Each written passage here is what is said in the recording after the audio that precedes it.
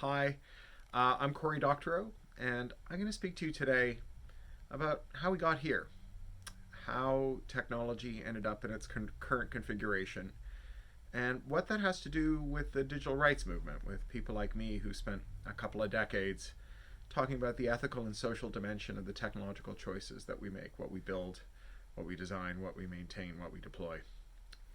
There's a story about this movement, this digital rights movement, that it was founded by people who were naive.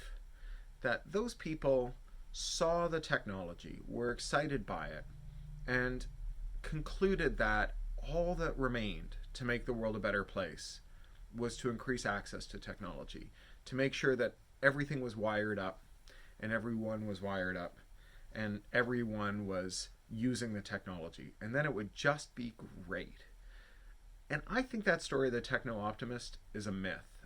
I certainly don't recognize that story when I reflect on my experiences with the people who founded organizations like the Electronic Frontier Foundation and the writers and activists and lawyers who influenced them and worked with them.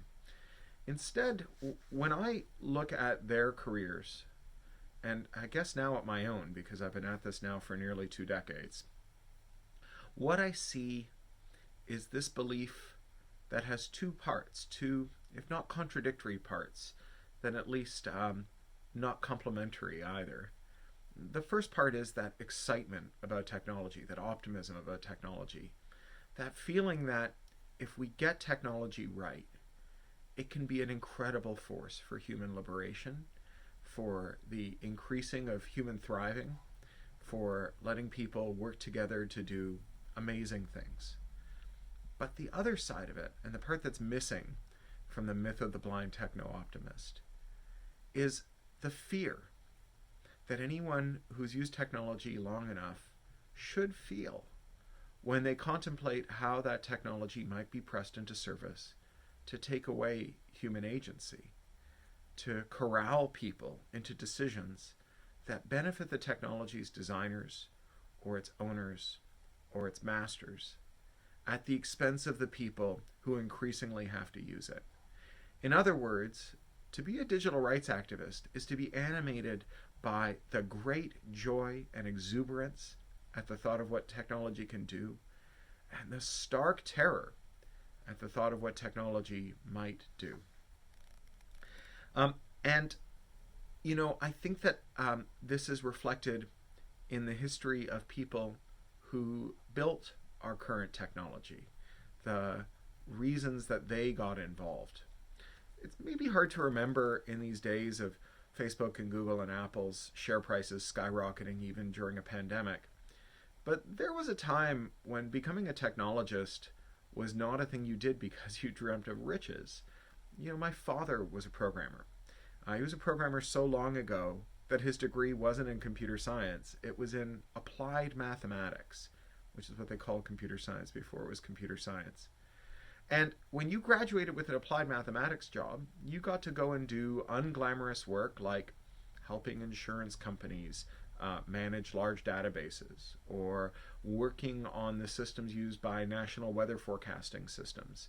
These jobs paid well, a good middle-class living, but they offered no promise of untold riches. The satisfaction that you got from programming computers was not driven by the dreams of billionairedom. It was driven by the power of computing itself.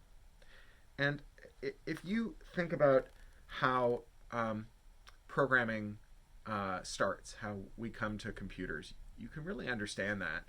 If you're at an event like this, it might have been a while for you since you had your first experiences with computers. But think back to the first time that you wrote some code that worked, that did something non-trivial, where you took a thing that was important to you and you expressed it with such precision that the computer would then execute it, and not just once, but over and over and over again perfectly. And not only that, but if you were lucky enough to start programming in the era of networks, you could take that code and you could project it around the world And not just the code, but the will that the code embodied. Your version of how to solve that problem. And anyone who could get the code could run the code and make their computer execute your instructions. Right? This isn't like, coming up with a great brownie recipe and sharing it with other people. This is like inventing an infinitely reproducible, perfect brownie machine that makes the brownies that you love, that can be reproduced at no cost instantaneously for everyone in the world, who will then get your perfect brownies forever and ever, amen. What an incredible, powerful thrill that was when you first did that. And now think back to those networks and think about what it meant to discover a network and to, through that network, discover a community, discover people. People who felt things that you'd always felt but could never quite describe. People who had the words to describe those feelings that you'd had. Communities of people who shared interests of yours that you'd never known existed. Or communities of people who had interests in things that you'd never suspected, that became your driving passion. Those experiences of self-determination, validation, and community, those experiences are so powerful. And those are what motivated those early computer programmers. And you can tell, because all of the fights over computers in the earliest days were about those issues. They were about self-determination. Think about the famous story about Richard Stallman showing up at the MIT lab where he worked and discovering that they put a lock on the drawer with the paper tape that held the printer driver. And they said to him, Richard, no longer do we in this lab get to punch new holes in the paper tape if we don't like the printer driver. From now on, you take it or you leave it. The printer driver is what it is. And Richard wanted his own printer drivers. He wanted to modify the computer so that it did what he needed it to do, not what someone else thought it should do. Or think back to the early network policy fights. The first great blazing internet-wide fight was over the Usenet hierarchy. And if you're young, you may not remember this, but Usenet was once the whole social internet, the whole non-technical internet. It was a series of message boards where everyone in the world who used the internet and wanted to talk to other people had to hang out. And these message boards were run by a group of network administrators who secretly ran this little social network on their bosses' computers and phone lines and kind of hid the invoices in these giant phone bills that their bosses used to get. And they call themselves the Backbone Cabal. And they had established a kind of democratic mechanism by which new news groups, that's what these discussion groups were called, could be founded. But they would sometimes put their thumb on the scale. So people would vote, all the Usenet users in the world would vote on whether or not they wanted a news group and what kind of news group it should be and where it should be called. But if they didn't like the vote, the Backbone Cabal would just say, no, we don't want it that way. So the great fight that split Usenet was driven by a guy who wanted to talk about cooking. And he thought that his cooking news group belonged in a hierarchy called Rec, for recreation. And the Backbone Cabal were very certain that his cooking group belonged in another hierarchy called Talk, which was for idle chatter.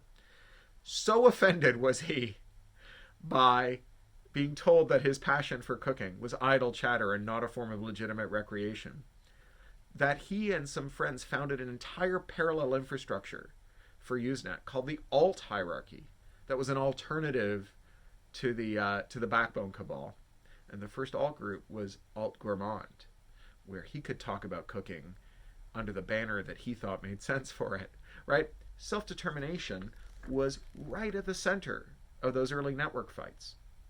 Or maybe you know the story about Bill Gates flying into a rage because his colleagues at the Homebrew Computer Club kept sharing software with each other.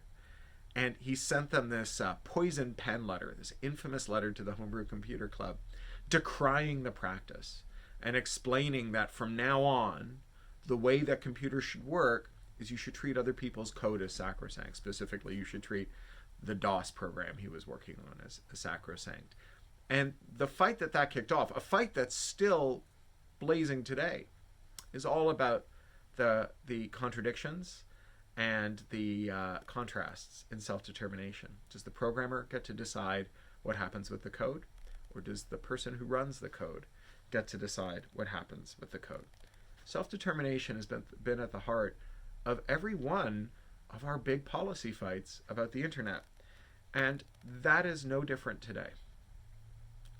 So some of the worst nightmares that those early digital rights activists worried about, they have come to pass. People who use computers often have less agency and self-determination than the people who came before them. There are strands of computing in which self-determination and agency have been steadily eroded as the years gone by, until the computer user is really more the computer used. Someone who is dictated to by the program, not someone who dictates what the program can do. And not only has that happened, that our computers have become shackles in many instances, but the other part of the technological digital rights enthusiasts' vision of the future has come true. Computers are everywhere. We have computers in our bodies. We put our bodies in computers. If there was any doubt that computers were central to the 21st century civilization, surely it has been vaporized by the coronavirus pandemic, which shifted the internet from something that was involved in everything we did to something that is now required for everything we do, from education to professional development to employment to politics to romance to family life and health. All of that stuff is now funneled through that one wire that comes into your house, probably owned by a monopolist who delivers you terrible service at an inflated price. Let's be frank here. So how is it that on our watch, on the watch of digital rights activists like me, we arrived at a world where computers were everywhere and in the most nightmarish and apocalyptic way possible? Because I'm not just a digital rights activist, I'm also a science fiction novelist. I write dystopian science fiction novels. Oh, here's a plug, like this one, Attack Surface, the third little brother book that just came out. And speaking in my professional capacity as a dystopian science fiction writer, oh my goodness, have we come to quite a dystopian pass in our technology landscape. How were we dealt this stinging defeat? Our blind spot was not a lack of appreciation for the possibilities of technological dystopia. Our blind spot was a lack of appreciation for the willingness of governments and regulators to allow and even encourage monopolies. So the commercial internet was dynamic, and that dynamism was in large part thanks to the anti-monopoly enforcement of the Department of Justice. My dad was a computer scientist. Starting around 1977, he was bringing home teletype terminals and acoustic couplers to connect to the university computer at the University of Toronto. But by the late 70s, we had gotten our first Apple II Plus. I was 8 years old. It was 1979. And within a couple of years, we had modems. And then the whole world opened up to us. And I want you to think about the experience, particularly of an American, although Canadians had similar versions of it, growing up in that landscape, someone about my age, because that's who we often think of when we think of technological optimists, nearly 50, wearing my computer glasses because I can no longer see my phone at this distance with my regular glasses. I'm that old. So in 1979, you get a modem. By 1982, the lines you're dialing up to have been freshly demonopolized because the U.S. Department of Justice, after 75 years of threats and back and forth, has finally broken up AT&T into lots of little companies that are now competing for your business, and particularly competing for your long-distance business, which means that you can dial up to bulletin board systems and other systems in other cities.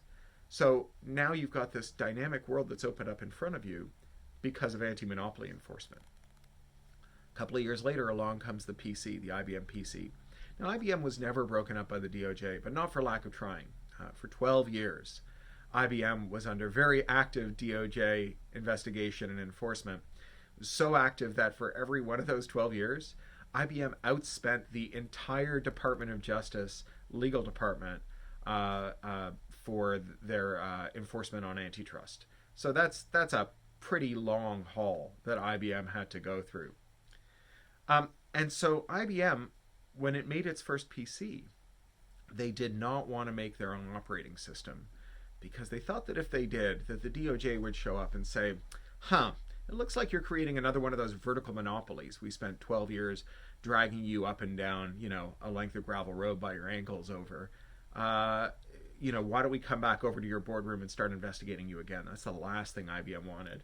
And so IBM decided that they were going to use that new PC platform to source a third-party operating system. And they went to a smart guy who'd just written a letter to the Homebrew Computing Club named Bill Gates, and they said, sell us an operating system because we don't want to have a vertical monopoly. Bill Gates, he built quite an empire. You're probably familiar with it. So big and so powerful that within a couple of years, Gates controlled 95% of the desktop market. And once again, the Department of Justice went after Gates. Now, the Department of Justice did not break up Microsoft, obviously, but they did break their will in some really important ways. If you were someone like me watching the Microsoft antitrust action from a distance, you could be forgiven, I hope, for seeing the failure of the DOJ to break Microsoft up as a kind of mixed bag. You win some, you lose some. They'll certainly be back for the next monopolist. After all, they were willing to go after Microsoft. And at least they tamed Microsoft. Because the thing that precipitated the Microsoft antitrust was the way that Microsoft steamrollered Netscape and tried to take control of the internet. And when Google came along, Microsoft just looked the other way. They didn't do any of the dirty tricks they had done when they were fighting Netscape. And it's pretty widely understood that the reason for that forbearance was that they just did not want to get into trouble with the DOJ again. And so if you were someone like me, I hope you can understand that you might have understood that while markets tended to create monopolies, that regulators would intervene to break those monopolies up, to clear the tall trees that were choking out all the sunlight that before it could reach the forest floor, so that the green shoots below could grow into tall trees themselves, and that we would have this cycle of renewal. At that time, it felt like the market was approaching something like the perfect market we've been told to expect.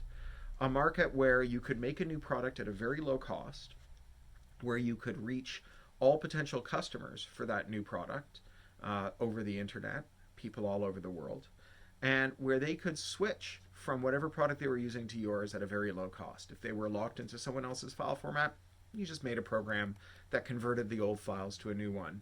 And those old customers for that old product would come over to you.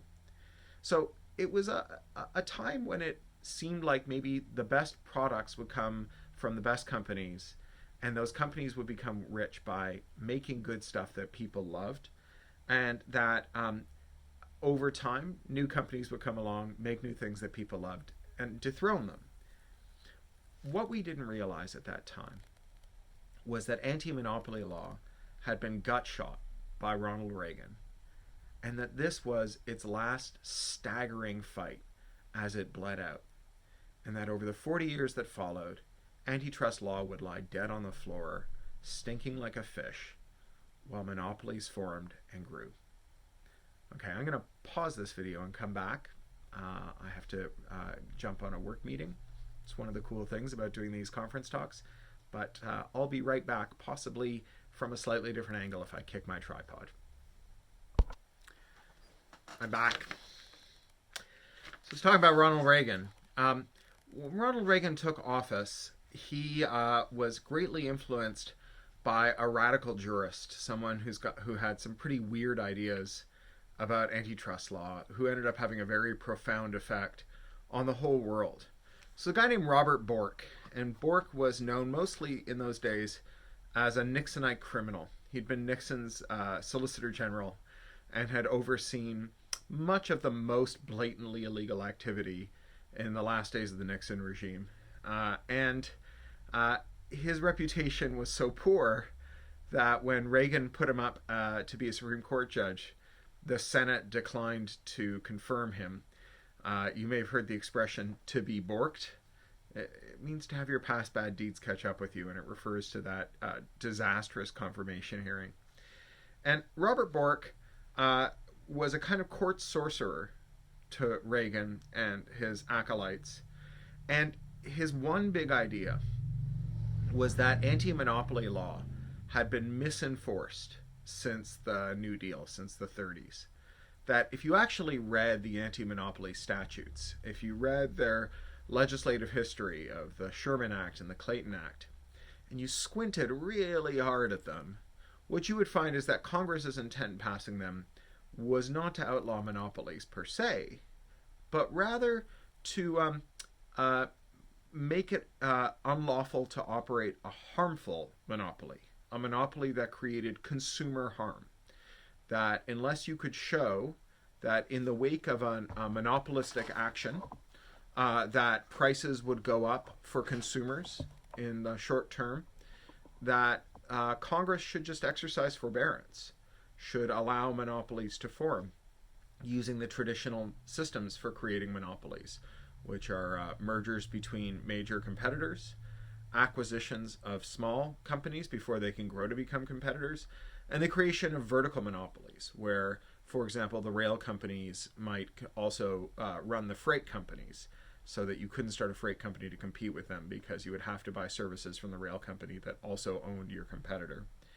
Now, Bork's theories were nuts on their face. There's no way that this is what Congress intended. They were pretty clear on the matter.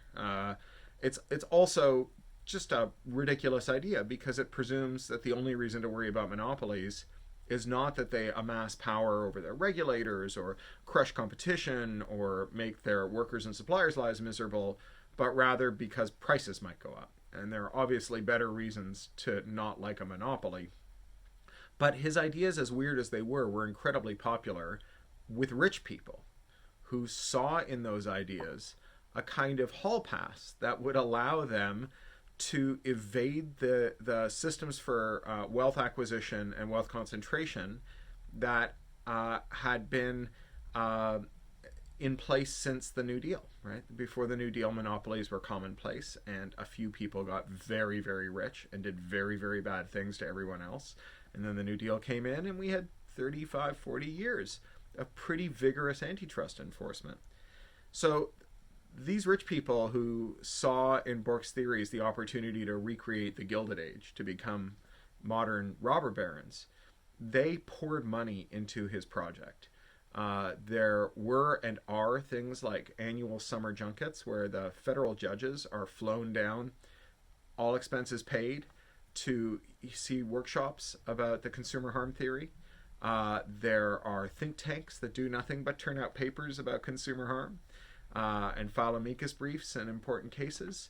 And there are law schools and economics departments that have endowed chairs and subsidized research to shore up the basis for the consumer harm theory. And consumer harm, if you're a would-be monopolist, has a really wonderful feature to it, which is that it's almost impossible to prove consumer harm. So if the only time you can block a monopoly is when you can prove that consumer harm will arise from it, you can't really ever prove it, and so you can never block a monopoly. So anti-competitive conduct now has become so routine that we don't even recognize it. You know, when Google sets out to buy Fitbit, or Facebook sets out to buy Giphy, or Jiffy, depending on your where you sit in the new or Orthodox Church of CompuServe file formats, we don't go, well, wait a second, that looks like a predatory acquisition. We don't even know the phrase predatory acquisition. We're like a fallen civilization that's forgotten how we built those pyramids over there. They're just something that our ancestors used to do, and we don't know what the secret was to making it happen.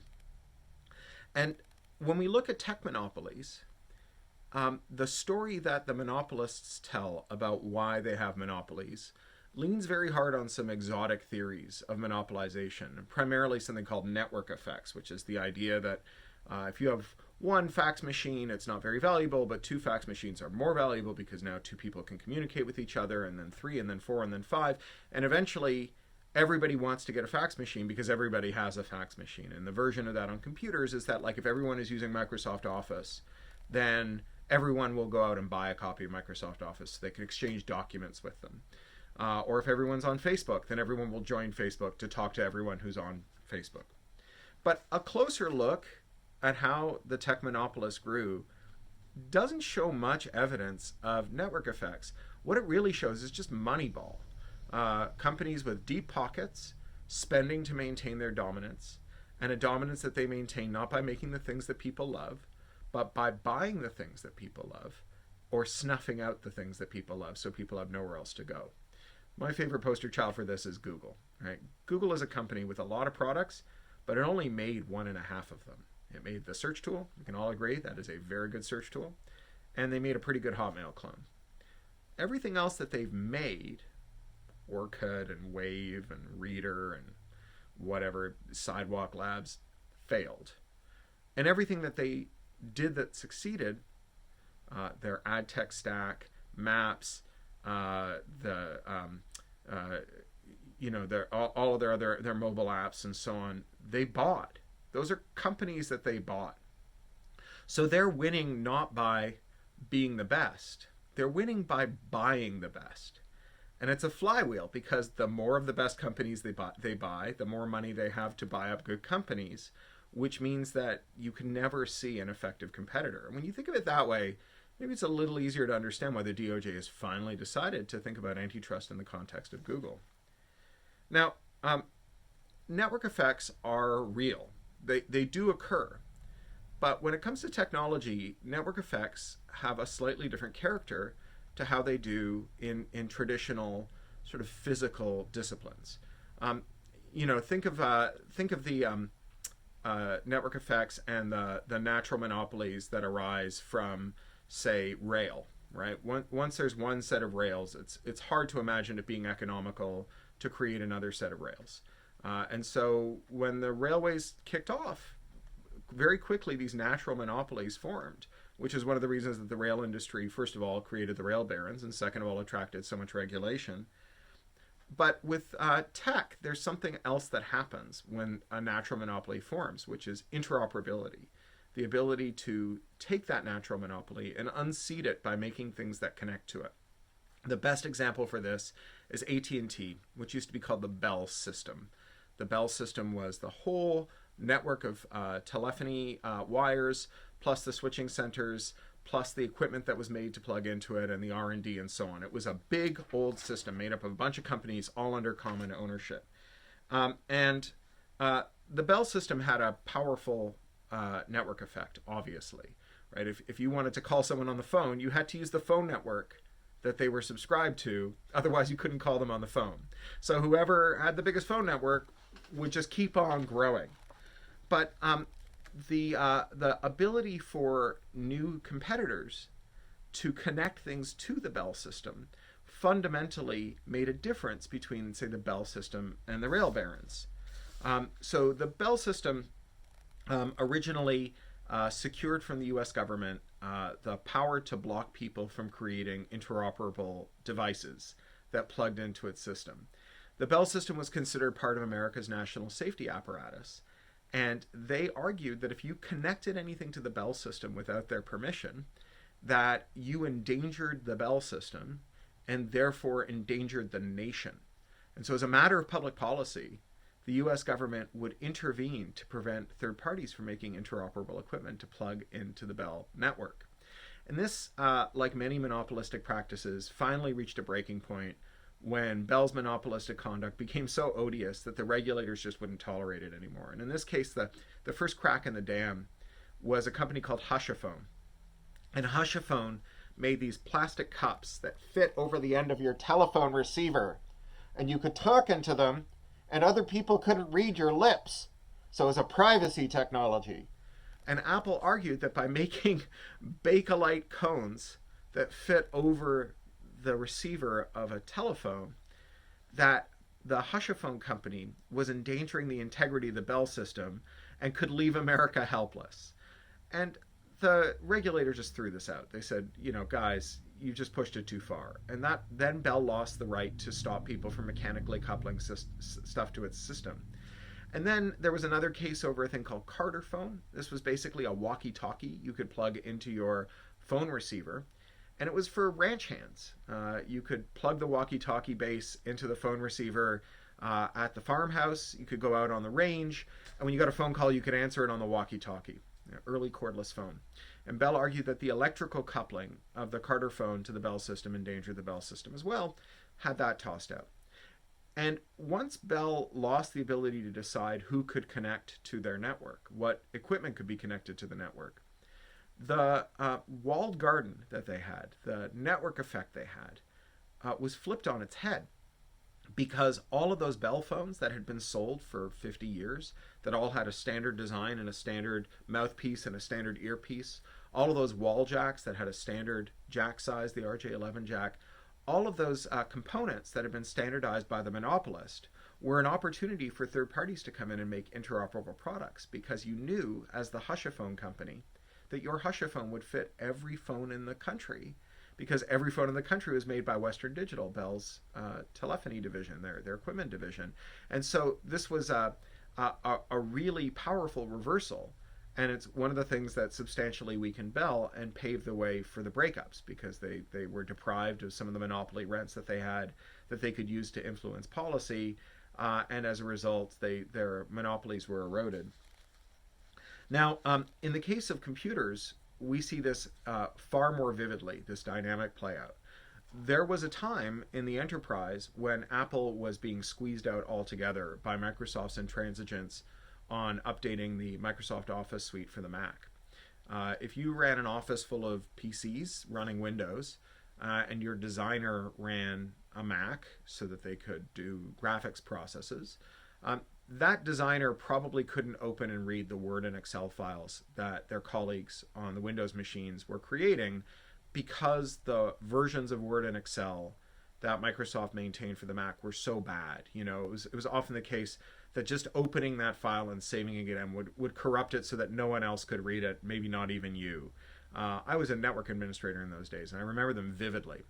So Apple's answer to this was to engage in this kind of interoperability without permission, what at the Electronic Frontier Foundation we call competitive compatibility. They reverse engineered all of Microsoft's Office file formats, the file format for PowerPoint, for Excel, and for Word, and they made the iWork suite, Keynote, Numbers, and Pages, that could perfectly read and write those those Microsoft file formats. And so they got a new lease on life. You no longer had to rely on the mercy of your competitor to survive in the enterprise. You could just bypass them by making a product that worked just the same way. Or think of Lexmark. Lexmark used to be IBM's printer division, their laser printer division. Vast monopolist of a company, very powerful and accustomed to getting its own way. And they really pioneered the worst kinds of printer business models that we see today, where you charge a massive premium for the consumable. In that case, it was toner. Most of the time now it's inkjet ink. But they charged these huge premiums for toner. And they had a microchip on the toner cartridge that would register if you tried to refill it and would lock out the toner cartridge. And they had a competitor, a little Taiwanese scrappy upstart called Static Controls, that reverse engineered their security chip, which, to be fair, was not very hard. This was the early 2000s. That security chip only supported programs of up to 12 bytes. So reverse engineering it may be a little, maybe giving it more making it sound fancier than it actually was. But they reverse engineered this program. They made compatible cartridges, and Lexmark sued. They lost. Today, Lexmark is owned by Static Controls' parent company. They're now basically a division of Static Controls, because once Static Controls had the lawful right to produce consumables for IBM's printers, which IBM was screwing its customers over, all of those customers, that entire installed user base, and the network effect that it entailed, acted to Static Controls' benefit. Everyone became a Static Controls customer. Or think about the early history of Facebook. Right? When Zuck started Facebook and opened it up to the world after it was just for universities, he had a really big problem with signing up new users, and that problem was a company called MySpace. MySpace had everyone who thought social networks were a good idea already had an account there. And not only that, MySpace was owned by one of the most notoriously rapacious, greedy, and ruthless billionaires on earth, a guy named Rupert Murdoch. And so he wasn't going to cooperate with Facebook. But Facebook didn't wait for him to cooperate. They made a login tool where if you had a Facebook account, but all of your friends were still on MySpace, you didn't have to choose between a better product and talking to your friends. You could go to Facebook, you could give it your login and password, and it would log into MySpace pretending to be you, scrape all the waiting messages out of your inbox, and then push them into your Facebook inbox. You could reply to them, and it would take them and push them back into your MySpace outbox and send them to your MySpace friends. And that was how Facebook overcame the network effect advantage. The network effect advantage that MySpace had, they thought was like a walled garden. But Facebook was able to convert it into like a feedlot, a pen in which all potential customers for their products had been conveniently corralled. So monopolies, as they grow, are really good at eliminating competitive compatibility. That's the major thing that tech monopolists have done legislatively and legally as the industry has become more concentrated. They were able to take the excess rents that they collect from their monopoly and also take advantage of the fact that there were so few companies that they could generally agree on an agenda. And they could mobilize that capital in service of realizing that agenda, either through new court decisions, new laws, or just new practices that they developed to allow them to evade the safeguards in laws so that they could block interoperability. And so in the years since monopolization has taken off, we've seen the rise and rise of software patents, software copyrights, anti-circumvention rules. As I record this, there's a huge fight brewing on GitHub over a product called YouTube DL, which allows people to download and format shift YouTube videos, which is being argued by the Recording Industry Association of America as an unlawful circumvention device that allows people to defeat DRM, and so therefore should be removed from the system so that no one can archive a YouTube video ever again, even if it's Creative Commons licensed, even if it's in the public domain. They also promulgated theories that made terms of service enforceable, generally under an anti-hacking law called the Computer Fraud and Abuse Act that Ronald Reagan, there's that name again, Ronald Reagan enacted in the 80s after seeing, and I'm not making this up, after he saw Matthew Broderick in War Games. He had a panic about computer crime, and so he passed the Computer Fraud and Abuse Act that's so broadly worded that companies like Facebook have been able to get courts to interpret it to say that their terms of service are enforceable as a matter of law, that they can use the government to enforce their terms of service rather than private actions. And now we see, some fracture lines among the giants as they strive to find new ways to prevent interoperability. Most notably, the Supreme Court has recently heard a case, Google v. Oracle, which is about whether or not APIs can be copyrighted, which, obviously they shouldn't be copyrighted. They are functional works, not creative works. Copyright only extends to creative works. And moreover, they serve this public purpose of interoperability, which is specifically why Oracle wants them snuffed out. Because if anyone can re-implement an API, then it becomes much harder to lock people into a product. So in the copyright skeptic world, the Creative Commons world, the free software world, people don't like the term intellectual property. The term intellectual property is in bad odor, and when you use it, you might get a little potted lecture about how it's not property and how we used to call it the author's monopoly, and it's only called intellectual property as a kind of linguistic shell game that the monopolists engaged in to allow them to go to Congress and to go to parliaments and say, it's not that my monopoly isn't broad enough, it's that my property rights are being violated, which obviously gets you a better hearing from lawmakers and policymakers. When copy fighters, when people are skeptical about this stuff, raise this point and say, well, we should just use the old term, the author's monopoly, to talk about copyright and patent and so on. Actual authors, people who write books, again, my book, people who write books like me, they bristle. We say, well, what do you mean I have a monopoly? I mean, yeah, I guess formally I have a monopoly. I wrote this book, only I was allowed to sell it to my publisher, therefore I have a monopoly. But it's not like I have a monopoly the way Standard Oil had a monopoly, right? I don't get to set prices. I don't get to march into my publisher's offices in New York and tell them how much my book is worth because my monopoly doesn't act like a market power monopoly. And they have a point. But when you look at how intellectual property is used in the world of commerce, a very precise, if colloquial, definition of that term begins to emerge. And it's this, that IP is not copyright or patent or trademark or the more exotic things like trade secrecy or sui generis database rights or whatever. When someone says, I have IP, what they mean is they have a law or a regulation that allows them to control the conduct of their competitors, their critics, and their customers. Once again, IP is any regulation that allows you to control the conduct of your critics, your competitors, or your customers. And when you fuse market power monopolies, the kinds of monopolies that, say, Universal Music has, or Comcast has, or Microsoft has, or Google has, or Facebook has, when you fuse them with those authors' monopolies, with those intellectual property monopolies, they take on a new character. Because one of the things that IP gets you is the ability to invoke the state to punish people who take steps to weaken your monopoly. So if you're Universal Music, you control a little more than a third, close to half of all the popular music ever recorded. And a musician who wants to sample that music in order to make a new composition and sell it probably can't get a license from you as Universal Music unless they sign a record deal with you.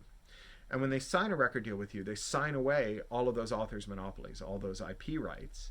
And those IP rights are now added to the collection of authors' monopolies that Universal controls, and becomes an inducement for the next creator, the next musician, to come along and sell all their rights to Universal. Now, if you're a musician who decides that you're not going to help fatten Universal's coffers, increase their catalog of intellectual property, of authors' monopolies, and you just sample without permission, you break the law. So unlike, say, a monopoly in finance, or a monopoly in rail, or a monopoly in eyewear, or a monopoly in beer, the monopolist who has intellectual property on their side doesn't have to worry about competitors convincing the state to enforce anti-monopoly laws against them. Instead, anyone who tries to break their monopoly has to fear the state punishing them for doing so, for having the temerity to try to unwind that monopoly. Now, I started... one more thing I wanted to mention on that line. Sorry, I skipped ahead here. To understand how the IP can reach out to control, say, critics, think about Section 12.1 of the Digital Millennium Copyright Act. That's the rule that bans breaking DRM.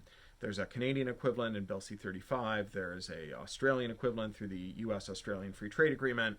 There is a European equivalent through Article 6 of the European Copyright Directive, and so on. And this rule that makes it illegal to bypass or weaken DRM is frequently used by tech companies to punish security researchers who reveal defects in their products. Because if I tell you about a defect in a product that has DRM in it, then I also give you a potential entry point for exploiting that product to remove the DRM. Now, there are many things that defect potentially threatens in the case of the users of that product. I think most of us would not be very worried at the thought that a hacker might break into our printer and make it compatible with third-party ink again. But as Anqui showed in 2011 when he released his Print Me If You Dare paper, compromising a printer lets you do a lot more than control what kind of ink goes in it.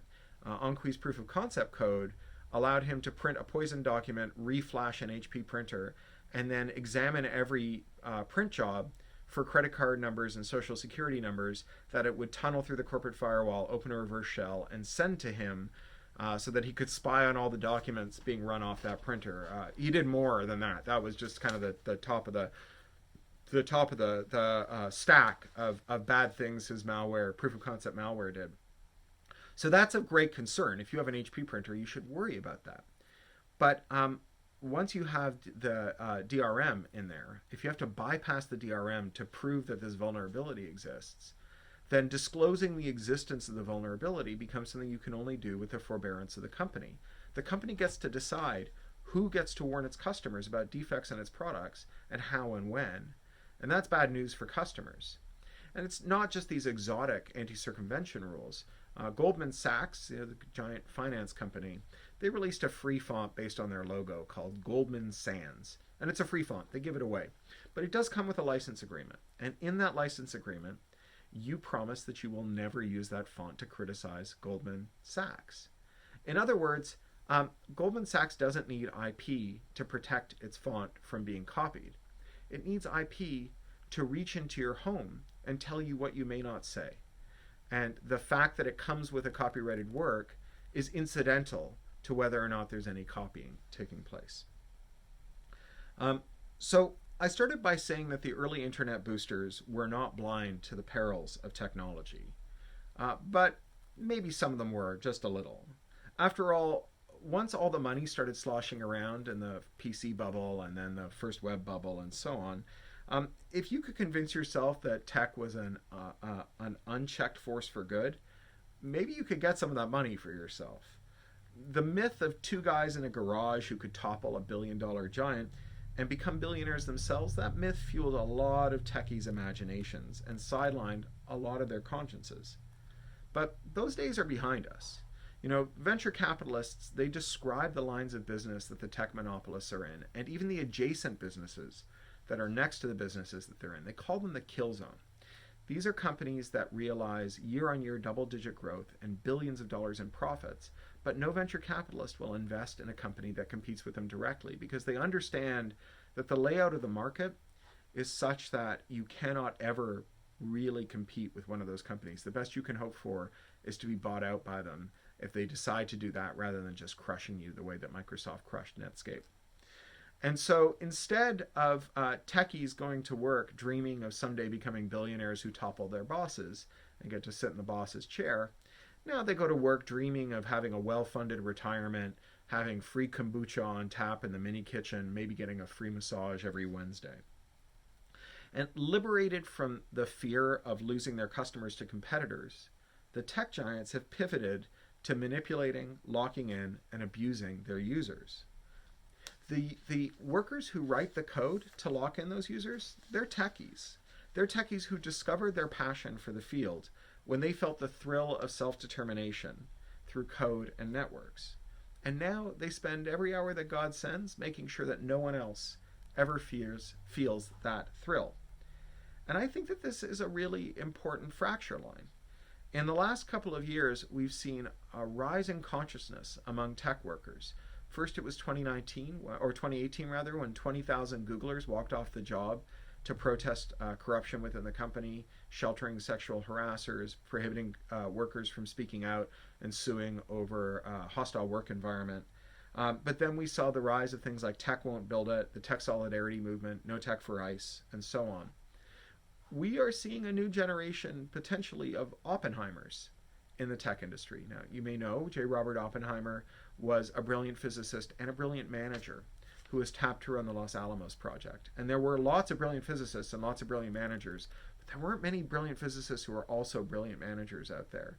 There weren't a lot of guys or women who could have created a successful Manhattan Project and gotten a nuke detonated in Los Alamos in the time that Oppenheimer did it. And Oppenheimer may have had some reservations on the way, but they only really crystallized after that first bomb went off, after that first nuclear test. And as the mushroom cloud rose behind Oppenheimer, he turned his back on it, and he quoted the Bhagavad Gita, "For I am become death, the destroyer of worlds." And Oppenheimer spent the rest of his life regretting what he'd done and working to end nuclear proliferation and the nuclear arms development. He was actually thrown out of the White House when he was called in for a congratulatory meeting with the president. And he said, "Mr. President, I've got blood on my hands." And the president threw him out of the Oval Office and told his aide, "Get that son of a bitch out of here and never let me see him in the White House again." Wouldn't it have been great if instead of Oppenheimer having all those regrets after the bomb went off, if he'd had those regrets beforehand? And that's what I've got hope for in the tech world. That as our technology is turned to these ever more hostile and controlling needs. And as the workers who build it have less of an upside for kidding themselves that they're really doing good, that maybe we'll get a few early onset Oppenheimers. People who decide not to build something and then it just never gets built.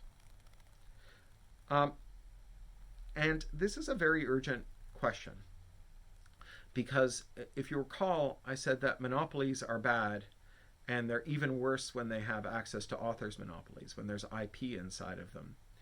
And the rise of smart devices means that every kind of manufacturer can now make recourse to this. You know, it's not just printers now that try to lock you into their consumables.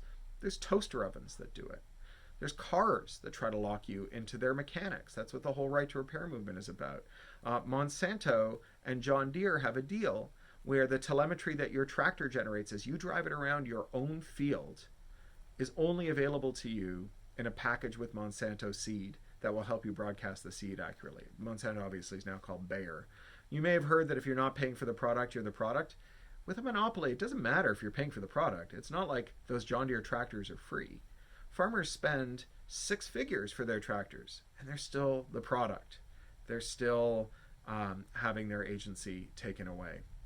And so as IP proliferates and as logic proliferates into more devices, and as that logic, as that software can watch the user of that device with an unblinking eye and call the authorities if you ever have the temerity to arrange your affairs to suit yourself rather than the shareholders of the company, we are at ever greater risk of technological dystopia. Again, in my professional capacity as a science fiction dystopian, I'm here to say that's not a world that any of us want to live in.